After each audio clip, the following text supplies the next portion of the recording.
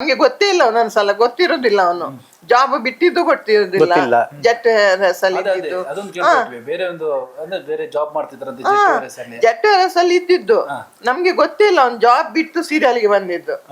ಯಾಕಂದ್ರೆ ಇಷ್ಟು ಬರುವುದೇ ದೊಡ್ಡ ವಿಷಯ. ಹೌದು ನಿಜ, ನಾವು ಎನ್ಸೇ ಇಲ್ಲ ಅವ್ನು ಇಷ್ಟವರೆಗೆ ಬರ್ತೇನೆ ಅಂತ. ನಿಮ್ಗೆ ಎಷ್ಟು ಖುಷಿ ಆಗ್ತಿದೆ ಮೇಡಮ್? ತುಂಬಾ ಖುಷಿ. ನಿಮ್ ಮುಖದಲ್ಲಿ ಇದು ಆ ಒಂದು ಫೀಲಿಂಗ್ ತುಂಬಾ ಖುಷಿ ಅಂದ್ರೆ ಹೇಗೆ ಅಂತ ಹೇಳಿದ್ರೆ ನಮ್ದು ಸ್ವಲ್ಪ ದೊಡ್ಡ ಫ್ಯಾಮಿಲಿ. ಆ ದೊಡ್ಡ ಫ್ಯಾಮಿಲಿ ಅವರು ಅಷ್ಟೊಂದು ಇವನು ಈ ತರ ಬರ್ತಾನೆ ಅನ್ನೋದೊಂದು ನಂಬಿಕೆ ಇರ್ಲಿಲ್ಲ ಅವ್ರಿಗೆಲ್ಲ. ಇವತ್ತು ಎಲ್ರು ಇಡೀ ಫ್ಯಾಮಿಲಿಗೆ ಇವನಿಂದ ಖುಷಿಯಾಗಿದ್ದಾರೆ. ವೀಕ್ಷಕರೇ ನಮಸ್ಕಾರ. ಇವತ್ತು ನಾವು ಧ್ರುವಂತವ್ರ ಮನೇಲಿದ್ದೀವಿ. ಅದು ಕೂಡ ನನ್ನ ಪಕ್ಕದಲ್ಲಿದ್ದಾರೆ ನೋಡಿ. ಇವರು ಧ್ರುವಂತರ ತಂದೆ, ಇವರು ಧ್ರುವಂತವರ ತಾಯಿ. ನೀವು ಬಿಗ್ ಬಾಸ್ ಅಲ್ಲಿ ಧ್ರುವಂತವರ ತಮ್ಮ ಮತ್ತೆ ತಮ್ಮನ ಪತ್ನಿಯನ್ನ ನೋಡಿರ್ತೀರಾ. ಧ್ರುವಂತವರ ತಾಯಿ ಮತ್ತೆ ತಂದೆ ನೋಡಿ ಇವರೇ. ಇವ್ರ ಜೊತೆ ಒಂದಷ್ಟು ಮಾತಾಡುವ, ಧ್ರುವಂತವ್ರ ಬಗ್ಗೆ ತಿಳ್ಕೊಳ್ಬೇಕು ಅನ್ನೋ ಆಸೆ ನಮಗೂ ಕೂಡ ಇದೆ, ನಿಮ್ಗೂ ಕೂಡ ತಿಳಿಸ್ಕೊಡ್ತೀನಿ. ನಮಸ್ಕಾರ. ನಮಸ್ತೆ. ನಮಸ್ತೆ. ನಿಮ್ಮ ಹೆಸರು? ಬಾಲಪ್ಪ ಅಂತ ಹೇಳಿ. ಬಾಲಪ್ಪ. ಅಮ್ಮ ನಿಮ್ಮ ಹೆಸರು? ಪ್ರೇಮ. ಪ್ರೇಮ. ಬಾಲಪ್ಪ. ಮತ್ತೆ ಧ್ರುವಂತವ್ರ ಬಗ್ಗೆ ಒಂದಷ್ಟು ತಿಳಿಸ್ಕೊಡ್ಬೇಕು ನಮಗೆ. ಖಂಡಿತವಾಗಿ, ಖಂಡಿತ. ಧ್ರುವಂತವರು ಈಗ ಬಿಗ್ ಬಾಸ್ ಅಲ್ಲಿ ಇದ್ದಾರೆ, ಒಳ್ಳೆ ಆಡ್ತಾ ಇದ್ದಾರೆ. ಒಳ್ಳೆ ಆಡಿ ಈಗ 100 days ಕಂಪ್ಲೀಟ್ ಮಾಡಿದ್ದಾರೆ. ಇನ್ನು ಸ್ವಲ್ಪ ದಿನ ಆದ್ರೆ ಫಿನಾಲೆ. ಹೌದು. ಹೇಗ ಅನಿಸ್ತಿದೆ? ತುಂಬಾ ಖುಷಿ. ಯಾಕಂದ್ರೆ ಅವನು ನಾವು ಗೆಸ್ ಮಾಡಿರ್ಲಿಲ್ಲ ಇಷ್ಟು ಟೈಮ್ ಇರ್ತಾನೆ ಅಂತ. ನಮ್ಗೆ ಒಂದು ಸರ್ಪ್ರೈಸ್ ಗಿಫ್ಟ್ ಕೊಟ್ಟಿದ್ದಾನೆ ಅವನು. ಹೌದು. ನೀವು ಅನ್ಕೊಂಡಿರ್ಲಿಲ್ಲ? ಇಲ್ಲ, ನಿಜವಾಗ್ಲಿ ಅಂದ್ರೆ ಅವನಿಗೆ ಟಚ್ಚೇ ಇಲ್ಲ ಯಾರ್ದು. ಮನೆಯಲ್ಲೇ ಇರೋದು, ಮನೆಯಲ್ಲಿ ಮೊಬೈಲ್ ಅದು ಇದು ನೋಡ್ಕೊಂಡು ಹೊರಗೆ ಬಹಳ ಕಡಿಮೆ ಅವನು. ಜನರ ಜೊತೆ ಎಲ್ಲ ಒಂದು ಫ್ರೆಂಡ್ಸ್ ಜೊತೆ ಎಲ್ಲ ಹೋಗುದು, ತಿರ್ಗಾಡ ಹೋದ್ರೆ ಟೆಂಪಲ್, ಇಲ್ಲಾದ್ರೆ ಮನೆಯಲ್ಲಿ. ಅವನಿಗೆ ಇಲ್ಲಾದ್ರೆ ಮಮ್ಮಿ ಡ್ಯಾಡಿ ಜೊತೆ ಇರುದು, ಅದೇ ಖುಷಿ ಅವನಿಗೆ. ಮಮ್ಮಿ ಡ್ಯಾಡಿ ಜೊತೆ ಅಂದ್ರೆ ಬೇಕಾದ್ರೆ ಎಷ್ಟು ದಿವಸ ಬೇಕಾದ್ರೂ ಇರ್ತಾನೆ. ಈಗ ಧ್ರುವಂತವ್ರು ಆಕ್ಚುಲಿ ಹುಟ್ಟಿದ್ದಲ್ಲಿ ಬೆಳೆದಿದ್ದಲ್ಲಿ ಅದೊಂದು ತಿಳಿಸ್ಕೊಡಿ ನಮಗೆ. ಹುಟ್ಟಿದ್ದು ಬಂಟ್ವಾಳದಲ್ಲಿ. ಹೌದು. ನಂತರ ಬೆಳೆದಿದ್ದೆಲ್ಲ ಕೊಡಗಿನಲ್ಲಿ, ಸೋಮಾರಪೇಟೆ ತಾಲೂಕು, ಕೊಡಗಿನ ಮಡಿಕೇರಿ ಸೋಮಾರಪೇಟೆ ತಾಲೂಕು ಕೊಡ್ಲಿಪೇಟೆ ಊರು ನಮ್ದು. ಅದೊಂದು ಸಣ್ಣ ಊರು ಅದು. ಆ ಊರಲ್ಲಿ ಅವನು ಕಾನ್ವೆಂಟಿಗೆಲ್ಲ ಹೋಗಿದ್ದು ಎಲ್ಲ ಅಲ್ಲಿ. ಓಕೆ. ಈ ಶಾಲಾ ದಿನಗಳಲ್ಲಿ ಕಾಲೇಜ್ಗೆಲ್ಲ ಹೋಗುವಾಗ ಇಂಟ್ರೆಸ್ಟ್ ತುಂಬಾ, ಅಂದ್ರೆ ಈ ಆಕ್ಟಿಂಗ್ ಫೀಲ್ಡ್ ಗಳೆಲ್ಲ ಹೋಗ್ಬೇಕು ಎಲ್ಲ ಪ್ರತಿ ಒಂದ್ರಲ್ಲಿ ಅವನ್ನೇ ಟ್ಯಾಲೆಂಟ್ ಮುಂದೆ ಇರ್ಬೇಕು. ಯಾವ್ದೇ ಗೇಮ್ಸ್ ಆಗ್ಲಿ, ಯಾವ್ದೇ ಡ್ರಾಮಾ, ನಾಟಕ, ಅದ್ರಲ್ಲಿ ಇಂಟ್ರೆಸ್ಟ್ ಎಲ್ಲದ್ರಲ್ಲಿಯೂ ತುಂಬಾ ಇಂಟ್ರೆಸ್ಟ್. ಅಂದ್ರೆ ಅವರು ಸಿಸ್ಟರ್ ಅವರೆಲ್ಲ ಇವನನ್ನೇ ಮುಂದೆ ಲೀಡರ್ ಆಗಿ ಬಿಡ್ತಾರೆ. ಇಲ್ಲಾದ್ರೆ ಅವ್ನು ಬಿಡುವುದೇ ಇಲ್ಲ, ಯಾರನ್ನು ಇದು ಮಾಡೋದಿಲ್ಲ. ಅವನೇ ಇರ್ಬೇಕು ಎಲ್ಲದ್ರಲ್ಲಿಯೂ. ಹಾಗೆ ಅಲ್ಲಿ SLC ವರೆಗೆ ಅಲ್ಲಿ PUC ವರೆಗೆ ಮಾಡಿದ್ದು. ಮತ್ತೆ ನಿಟ್ಟೆಗೆ ಕಾಲೇಜ್ ನಿಟ್ಟೆಯಲ್ಲಿ ಅವನು ಆ ಟೈಮಲ್ಲಿ ಅವ್ರಿಗೆ ಇಂಟ್ರೆಸ್ಟ್. ಪ್ರತಿ ಒಂದ್ರಲ್ಲಿ ಅವನು ಕಾಂಪಿಟಿಷನ್ ಎಲ್ಲ ಮಾಡಿ ಪ್ರೈಸ್ ತಕೊಂಡೇ ಬರುದು ಮನೆಗೆ. ಮತ್ತೆ ಟ್ಯಾಲೆಂಟ್ ಅಂದ್ರೆ ಅಷ್ಟ ಒಂದು ಸಂದಿರೋದಲ್ಲ, ತುಂಬಾ ಚೂಟಿ ಅವನು. ಹಾಗೆ ಒಂದು ತರ ಅಡ್ವೆಂಚರ್ ಇದ್ದಾಗೆ.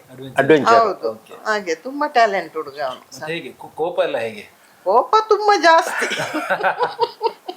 ಕೋಪ ಸ್ವಲ್ಪ ಅವನ ಎದುರಿಗೆ ತಪ್ಪು ಏನಾದ್ರೂ ನಡಿಬಾರ್ದು. ತಪ್ಪು ಏನಾದ್ರು ನೋಡಿತಂದ್ರೆ ಅವನು ಸುಮ್ಮನೆ ಬರೋದಿಲ್ಲ. ಅದು ತಪ್ಪು ಯಾಕೆ ಆಯ್ತು ಏನು ಅಂತ ಅದನ್ನ ವಿಚಾರಣೆ ಮಾಡಿ ಅವನು ಅದನ್ನ ಸರಿಪಡಿಸೇ ಬರೋದು. ಅಂದ್ರೆ ಈಗ ಬಿಗ್ ಬಾಸ್ ಅಲ್ಲಿ ನಾವು ನೋಡ್ತಾ ಇದ್ದೇವೆ ನೋಡಿ, ಎದುರೆದುರು ನೇರ ಹೇಳ್ಬಿಡ್ತಾರೆ. ಹೌದು, ಅದೇ ರೀತಿ ಅದೇ ಮನೆಯಲ್ಲೂ ಕೂಡ ಅದು ಯಾರು ತಪ್ಪಾದ್ರೆ ತಪ್ಪು ಅಂತ ಹೇಳ್ಬೇಕು. ಯಾಕಂದ್ರೆ ಅವನ ಹತ್ರ ಒಂದು ಇದು ಮಾತಿದೆ. ಯಾಕಂದ್ರೆ ಒಂದು ಸಲ ಯಾರಾದ್ರೂ ತಪ್ಪು ಮಾಡಿದ್ರೆ ಪುನಃ ಆ ತಪ್ಪು ರಿಪೀಟ್ ಮಾಡಬಾರ್ದು. ತಪ್ಪು ಅಂದ್ರೆ ನಮಗೆ ಗೊತ್ತಾದ್ಮೇಲೆ ರಿಪೀಟ್ ಮಾಡಬಾರ್ದು ವಾಪಸ್.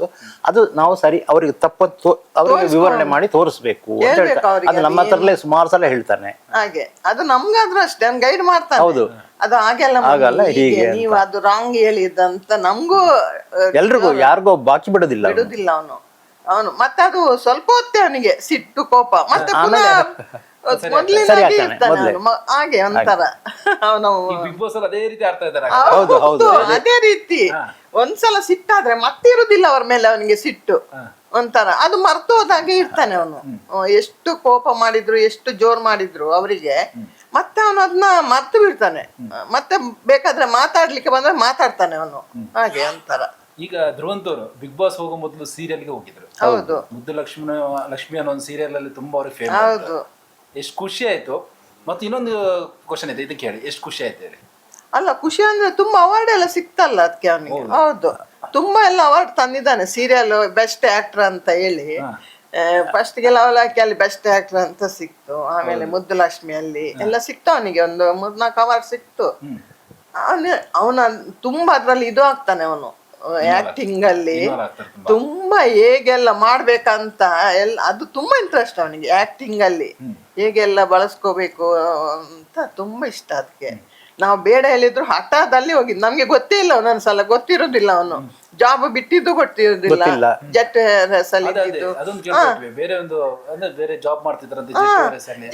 ಅಲ್ಲಿ ಇದ್ದಿದ್ದು ನಮ್ಗೆ ಗೊತ್ತಿಲ್ಲ, ಅವ್ನು ಜಾಬ್ ಬಿಟ್ಟು ಸೀರಿಯಲ್ಗೆ ಬಂದಿದ್ದು. ಯಾವ್ದೋ ಒಂದು ಆಡಿಷನ್ ಅಲ್ಲಿ ನೋಡ್ದಂತ ಅದಕ್ಕೆ ಇದು ಕೊಟ್ಟ, ಆಗ ಸಿಲೆಕ್ಟ್ ಆದ್ನ. ಆದ್ರೆ ಅವನಿಗೆ ಮತ್ತೆ ಇನ್ನೊಂದು ಸಣ್ಣದ್ರಿಂದಲೇ ಡಾಕ್ಟರ್ ರಾಜ್ಕುಮಾರ್ ಅವರ ಭಕ್ತ ಅಂತಲೇ ಹೇಳ್ಬೋದು. ಅವರ ಆಕ್ಟಿಂಗ್ ಪ್ರತಿ ಒಂದು ವಿಚಾರನೂ ಅವನಿಗೆ ತುಂಬಾ ಇಷ್ಟ ಇತ್ತು. ಅದು ಒಂಥರ ಈ ಫೀಲ್ಡಿಗೆ ಬರ್ಲಿಕ್ಕೆ ಅದು ಒಂದು ಕಾರಣ ಆಗ್ತದೆ ಅವನು. ಅದೇ ತರ ನಿಮ್ಗೆ ಇಷ್ಟನಾ ಈ ಆಕ್ಟಿಂಗ್ ಫೀಲ್ಡ್ ಎಲ್ಲ? ಆಕ್ಟಿಂಗ್ ಫೀಲ್ಡ್ ನಮಗೆ ಇಷ್ಟ ಇಲ್ಲ, ನಮಗೆ ಇಲ್ಲ.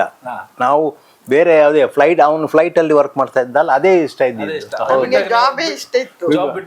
ಜಾಬ್ ಬಿಟ್ಟಾಗ ಇನ್ನೇನು ಹೇಳುದು ಬಿಟ್ಟು ಬಂದಾಯ್ತು. ನಾವು ಮತ್ತೆ ಇನ್ನೊಂದು ಅವನು ಏನಾದ್ರು ಡಿಸೈಡ್ ಮಾಡಿದ್ರೆ ಅದು ಅವನು ಮತ್ತೆ ಚೇಂಜ್ ಆಗೋದಿಲ್ಲ.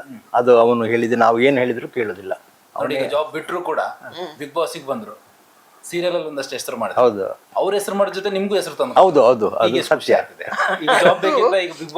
ಯಾವಾಗ್ಲೂ ಹೇಳುದು ಮಮ್ಮಿ ಡ್ಯಾಡಿಗೆ ನಾನು ಯಾವಾಗ ಒಂದು ಇದು ಕೊಡ್ತೀನಿ ನಾನು ಯಾವಾಗ್ಲೂ ಅಂತ. ಹಾಗೆ ಅದು ಮನಸ್ಸಲ್ಲಿ ಅವನಿಗಿದೆ, ಮಮ್ಮಿ ಡ್ಯಾಡಿಗೆ ಒಂದು ಹೆಸರು ತರಬೇಕು, ಅವ್ರನ್ನ ಒಂದು ಮೇಲೆ ಮುಂದೆ ತೋರಿಸ್ಬೇಕು ಅನ್ನೋದು ಒಂದು ಹಠ ಅವನಿಗೆ ತುಂಬಾ ಇದೆ. ಹೌದು, ಫಸ್ಟ್ ಇಂದಲೇ ಹಠ ಇದೆ. ಯಾಕಂದ್ರೆ ಜಾಬ್ ಎಲ್ರು ಮಾಡ್ತಾರೆ. ಹೌದು ಹೌದು, ಬಟ್ ಇಂತ ಒಂದು ಅಪರ್ಚುನಿಟಿ ಎಷ್ಟೋ ಕೋಟಿಗಳಲ್ಲಿ ಒಂದಷ್ಟು ಜನಕ್ಕೆ ಮಾತ್ರ ಸಿಗುತ್ತೆ. ಅಲ್ಲ, ಆಕ್ಟಿಂಗ್ ಎಲ್ರಿಗೂ ಬರೋದಿಲ್ಲ. ಅದು ಎಂತ ಅವನಿಗೆ ಬಂದಂತ ನಮಗೂ ಆಶ್ಚರ್ಯ. ನಮ್ಮ ಕ್ಲಾಸಿಗೆ ಏನು ಹೋಗಿಲ್ಲ, ಏನಿಲ್ಲ, ಅವನೇ ಎಲ್ಲ ಕಲ್ತು. ಅದೇ ನಮ್ಗೆ ಒಂದು ಗಿಫ್ಟ್ ಅಂತ ಹೇಳ್ತೀನಿ ನಾನು, ಗಾಡ್ ಗಿಫ್ಟ್.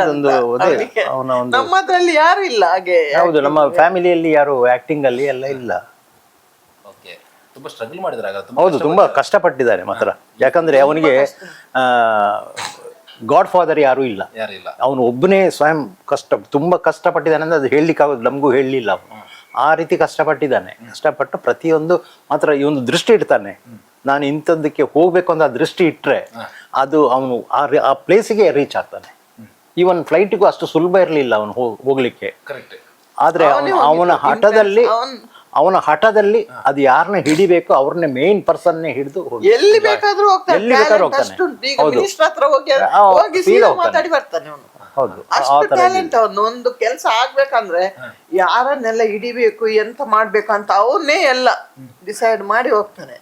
ಯಾರನ್ನ ಇದು ಕೇಳುದಿಲ್ಲ ಒಂದು ಅವನು. ಓಕೆ, ಹಾಗಾದ್ರೆ ಈ ಸಣ್ಣದಿಂದ್ರೆ ಅವರಿಗೆ ಆದರೆ ಆ ಟಾಸ್ಕ್ ಮಾಡೋದು, ಈ ಆಕ್ಟಿಂಗ್ ಎಲ್ಲ ಇಂಟ್ರೆಸ್ಟ್, ಎಲ್ಲ ವಿಚಾರದಲ್ಲಿ ಇಂಟ್ರೆಸ್ಟ್. ಮತ್ತೆ ಮೆಕ್ಯಾನಿಕಲ್ ಟೈಪ್ ಅಲ್ಲೂ ಕೆಲವೆಲ್ಲ ಇಂಟ್ರೆಸ್ಟ್ ಇದೆ ಅವನಿಗೆ. ಮತ್ತೆ ಡ್ರಾಯಿಂಗ್ ಇದರಲ್ಲೆಲ್ಲ ಸ್ವಲ್ಪ ಎಲ್ಲದರಲ್ಲೂ ಆಲ್ರೌಂಡ್. ಹೆಲ್ಪ್ ತಗೊಳ್ಳೋದಿಲ್ಲ, ಅವನೇ ಡೈರೆಕ್ಟ್ ಹೋಗಿ ಎಲ್ಲ ಮಾತಾಡೋದು. ನಮ್ಮ ಹತ್ರ ಕೂಡ ಹೇಳುದಿಲ್ಲ ಅವನು, ಡ್ಯಾಡಿ ಹೀಗೆ ಮಾಡ್ತಾ ಏನಿಲ್ಲ. ಅವನೇ ಥಿಂಕ್ ಮಾಡಿ ಯಾರ ಹತ್ರ ಮಾತಾಡ್ಬೇಕು, ಏನು ಮಾಡ್ಬೇಕಂತ ಹೇಳಿ ಅವನೇ ಬೆಳಿಗ್ಗೆ ಎದ್ಬೇಕಾದ್ರೆ ಬೇಗ ಹೋಗಿ ಬಿಡ್ತಾನೆ. ಕಾಲೇಜಲ್ಲೂ ಕೂಡ ಅವನು ಕಾಂಪಿಟಿಷನ್ಸ್ ಹೋದಾಗ ಅವನು ವಿನ್ ಆಗೇ ಬರೋದು. ಅದು ಕಾಲೇಜಲ್ಲಿ ಧ್ರುವಂತ ಇದು ವಿನ್ ಆಗಿ ಬರ್ತಾನೆ ಅಂತಲೇ ಅದು ಕಾಲೇಜಲ್ಲಿ ಮಾತಾಡ್ತಾ ಇರ್ತಾರೆ. ಹಠ ಬಿಡುದೇ ಇಲ್ಲ. ಏನಾದ್ರೂ ಕೆಲಸ ಆಗ್ಬೇಕಂದ್ರೆ ಅದು ರಾತ್ರಿ ಥಿಂಕ್ ಮಾಡಿ ಯಾರ ಹತ್ರ ಏನು ಮಾತಾಡ್ಬೇಕು ಎಲ್ಲ ಡಿಸೈಡ್ ಮಾಡಿ ಹೋಗ್ತಾನೆ ಅವನು. ಯಾರ ಹತ್ರ ಹೆಲ್ಪ್ ಕೇಳೋದಿಲ್ಲ ಅವನು, ಅವನೇ ಹೋಗಿದ್ದೆಲ್ಲ. ಜೆಟ್ ಏರ್ವೇಸ್ ಆಗ್ಲಿ, ಇದಕ್ಕೆ ಸೀರಿಯಲ್ಗೆ ಎಲ್ಲ. ಈಗ ಬಿಗ್ ಬಾಸ್ ಹೋಗ್ತೀರಂತ ಅವರು ಹೋಗ್ತಾರಂತ ಅನ್ಕೊಂಡಿದ್ರ? ಇಲ್ಲ, ಅಯ್ಯೋ ಖಂಡಿತ ಇಲ್ಲ. ಹೋದಾಗ ಎಷ್ಟು ಖುಷಿ ಆಯ್ತು ನಿಮ್ಗೆ? ಹೋದಾಗ ಖುಷಿ ಆಯ್ತು. ಹೌದು, ನಾವು ಅವನನ್ನು ಬಿಟ್ಟು ಬರ್ಲಿಕ್ಕೂ ನಾವು ಹೋಗಿದ್ವಲ್ಲ, ಅದು ತುಂಬಾ ಖುಷಿ ಆಯ್ತು. ಯಾಕಂದ್ರೆ ಸುದೀಪ್ ಅವರನ್ನ ಮೀಟ್ ಮಾಡೋದು ಅಷ್ಟು ಈಸಿ ಅಲ್ಲ. ಅದೇ ಯಾಕಂದ್ರೆ ಹೌದು, ನಿಜ. ಅದೊಂದು ಇವನಿಗೆ ಸಿಕ್ಕಿದ ಅದು ಗಿಫ್ಟ್, ಒಂದು ಗಾಡ್ ಗಿಫ್ಟ್ ಅಂತ ಹೇಳ್ಬೋದು. ಲಾಸ್ಟ್ ಮೂಮೆಂಟ್ ಒಂದು ಸಿಕ್ತು ಅವನಿಗೆ. ಅದು ನಿಜ, ನೀವು ಹೇಳಿದ್ದು ಸತ್ಯ. ಸುದೀಪ್ ಅವರ ಎದುರಿಗೆ ಹೋಗಿ ನಾವು ಒಂದು ಮಾತಾಡ್ಲಿಕ್ಕೆ ಅವಕಾಶ ಸಿಕ್ಕೋದು ಅಷ್ಟು ಸುಲಭದ ಕೆಲಸ ಅಲ್ಲ. ಆದ್ರೆ ದೇವರ ಒಂದು ಅದೃಷ್ಟದಿಂದ ನಮಗೆ ಅದೊಂದು ಭಾಗ್ಯ. ಸುದೀಪ್ ಹತ್ರ ಮಾತಾಡ್ಬೇಕು ಅಂತ ಅವನಿಗೆ ಹಾಗೇನೆ ಒಂದು ಸ್ಪೆಷಲ್ ಆಗಿ ಒಂದು ಇಂಟ್ರೆಸ್ಟ್. ಅವನಿಗೆ ಈಗ ಇದರಲ್ಲಿ ಫ್ಲೈಟ್ ಅಲ್ಲಿ ಅವನು ವರ್ಕ್ ಮಾಡ್ದ.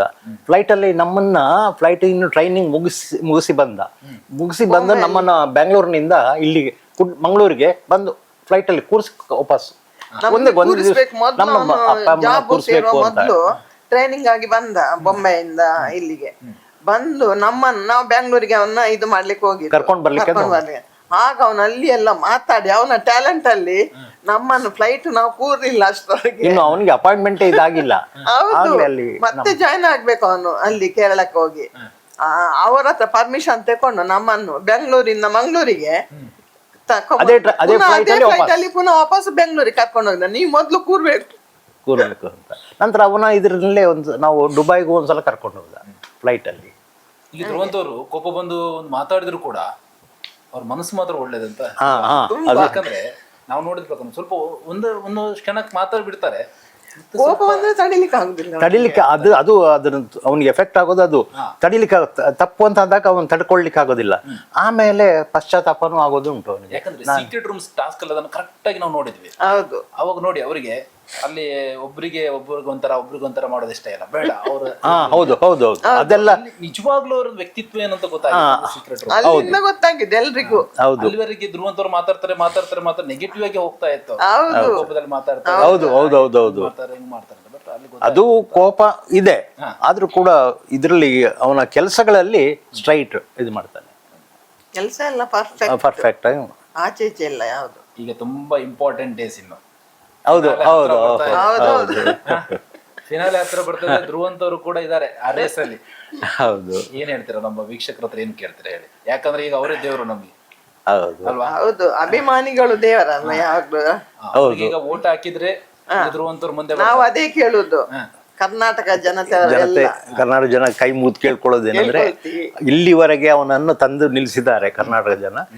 ಹಾಗೇನೆ ಅವನ ಕೊನೆಯವರೆಗೂ ನಿಲ್ಲಿಸಿ ವಿನ್ ಮಾಡಿ ಕಳಿಸ್ಬೇಕು ಅಂತ ಕರ್ನಾಟಕದ ಎಲ್ಲಾ ಜನತೆಯಲ್ಲೂ ನಾವು ಕೇಳ್ಕೊಳ್ತೇವೆ. ಯಾಕಂದ್ರೆ ಇಷ್ಟು ಬರುವುದೇ ದೊಡ್ಡ ವಿಷಯ. ಹೌದು, ನಿಜ. ನಾವು ಎನ್ಸೇ ಇಲ್ಲ ಅವನು ಇಷ್ಟವರೆಗೆ ಬರ್ತೇನೆ ಅಂತ. ನಿಮ್ಗೆ ಎಷ್ಟು ಖುಷಿ ಆಗ್ತಿದೆ ಮೇಡಮ್? ತುಂಬಾ ಖುಷಿ. ನಿಮ್ ಮುಖದಲ್ಲಿ ಇದು ಆ ಒಂದು ಫೀಲಿಂಗ್ ತುಂಬಾ ಖುಷಿ. ಅಂದ್ರೆ ಹೇಗೆ ಅಂತ ಹೇಳಿದ್ರೆ ನಮ್ದು ಸ್ವಲ್ಪ ದೊಡ್ಡ ಫ್ಯಾಮಿಲಿ. ಆ ದೊಡ್ಡ ಫ್ಯಾಮಿಲಿ ಅವರು ಅಷ್ಟೊಂದು ಇವನು ಈ ತರ ಬರ್ತಾನೆ ಅನ್ನೋದೊಂದು ನಂಬಿಕೆ ಇರ್ಲಿಲ್ಲ ಅವ್ರಿಗೆಲ್ಲ.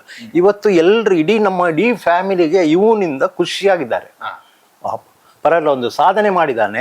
ಹೌದು, ಈ ಒಂದು ಸಣ್ಣ ಕೊಡ್ಲಿಪೇಟೆ ಒಂದು ಊರಿನಿಂದ, ಸಣ್ಣ ಊರು, ಆ ಸಣ್ಣ ಊರಿನಿಂದ ಹೋಗಿ ಇವನು ಇಷ್ಟು ದೊಡ್ಡ ಸಾಧನೆ ಮಾಡಿದಾನಲ್ಲ ಅಂತ ಹೇಳಿ ಇಡೀ ಫ್ಯಾಮಿಲಿಗೆ ಮತ್ತೆ ನಮ್ಮ ಊರಿನ ಎಲ್ಲಾ ಜನರಿಗೂ ತುಂಬಾ ಖುಷಿಯಾಗಿದೆ. ಅದೇ ತುಂಬಾ ಒಂದು ಸಾಧನೆ ಮಾಡಿ ಒಂದು ಇದಕ್ಕೆ ಹೋದಾಗ ಸಾಕಷ್ಟು ಜನ ಬರ್ತಾರೆ. ಸ್ಟಾರ್ಟಿಂಗ್ ಅಲ್ಲಿ ಯಾರು ನಿಲ್ಲಲ್ಲ ನೋಡಿ. ಹೌದು, ಸ್ಟಾರ್ಟಿಂಗ್ ಸಪೋರ್ಟ್ ಮಾಡ್ತಾರೆ ನೋಡಿ, ಅದೇ ಇಂಪಾರ್ಟೆಂಟ್. ಹೌದು ಹೌದು ಹೌದು ಅಲ್ವಾ? ಏನೇ ಆಗ್ಲಿ ಗಿಫ್ಟ್ ದೇವರ ಆಶೀರ್ವಾದ ಒಂದಿದ್ರೆ, ಅವ್ರ ಮೇಲೆ ನಂಬಿಕೆ ಇತ್ತು, ದೇವರ ಅನುಗ್ರಹ, ನಿಮ್ಮ ಆಶೀರ್ವಾದ ಇತ್ತು. ಈಗ ಕಡೆ ಫಿನಾಲೆ ತನಕ ಬಂದಿದ್ದಾರೆ. ಫಿನಾಲೆಯಲ್ಲಿ ವಿನ್ ಆಗೋದು ಬಿಡೋದು ಸೆಕೆಂಡ್, ಅದು ದೈವಕ್ಕೆ, ಅದು ದೇವರಿಗೆ ಹೋಗುದು ಒಂದು ದೊಡ್ಡ ಸಾಧನೆ. ಹೌದು ಹೌದು ಹೌದು, 3 ದಿನ ಕಂಪ್ಲೀಟ್ ಮಾಡಿದ್ರೆ ಸಾಧನೆನೆ, ಇದು ಮಾತ್ರ ಸಾಧನೆನೆ. ಅವರು ದೇವರು ಹೇಗೆ ಆಶೀರ್ವಾದ ಮಾಡ್ತಾರೆ ಹಾಗೆ ಜನಗಳು ಹೇಗೆ ಅವರನ್ನ ಪ್ರೋತ್ಸಾಹ ಕೊಡ್ತಾರೆ, ಹೇಗೆ ವೋಟ್ ಮಾಡ್ತಾರೆ, ಜನಗಳ ಮೇಲೆ ಅವರ ವೋಟ್ ಮಾಡಿ ಗೆಲ್ಸಿದ್ರೆ ಇನ್ನೂ ಖುಷಿ ನಿಮ್ಗೆ. ಹೌದು ಹೌದು. ಕಡೆಯದಾಗಿ ನಾವು ಹೇಳೋದಂದ್ರೆ ನಿಮ್ಗೆ ಈಗ ಬಿಗ್ ಬಾಸ್ ಅಲ್ಲಿ ಈಗ ಅವರು ಫಿನಾಲೆಗೆ ಬರೋದು ತುಂಬಾ ಖುಷಿ ಇದೆ ಅಲ್ವಾ? ನಾವು ವೀಕ್ಷಕರೇ ಧ್ರುವಂತವ್ರ ಪರವಾಗಿ ಕೂಡ ನಾವು ಕೇಳ್ಕೊಳ್ಳೋದಿಷ್ಟೇ.